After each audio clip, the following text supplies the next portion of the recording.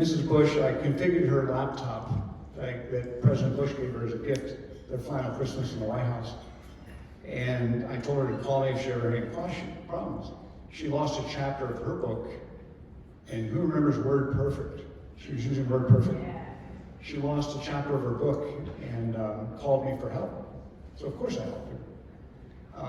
The Clintons got a hold of the phone records and realized that, I was talking to a former First Lady. Well, that can't be right?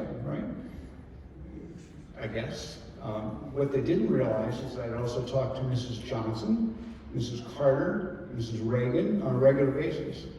But for some reason, the call to Barbara Bush is the one they use as the excuse to fire me. Yes, sir? How did you get the original job? Great question. How did I get the original job? It was actually, I was working as a computer specialist in Greenbelt, Maryland, outside of the DC, and I saw an ad in the Washington Post that the executive office of the president, Reagan White House, was looking for computer specialists to do office automation in different offices in the White House. My immediate thought was, I've got to get a rejection letter from the White House. How cool would that be? So I sent in my resume. It was on a dot matrix printer, and my cover letter was all in caps. I wish, you don't do that, right? It's like yelling. So I forgot about it. I applied in September of 1985. Christmas, I get a call at home.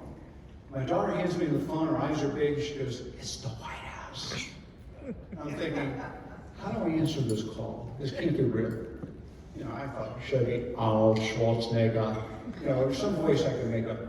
And so I just answered, "This is Chris Emery." And the lady started reading from the resume. She had my resume. It was real.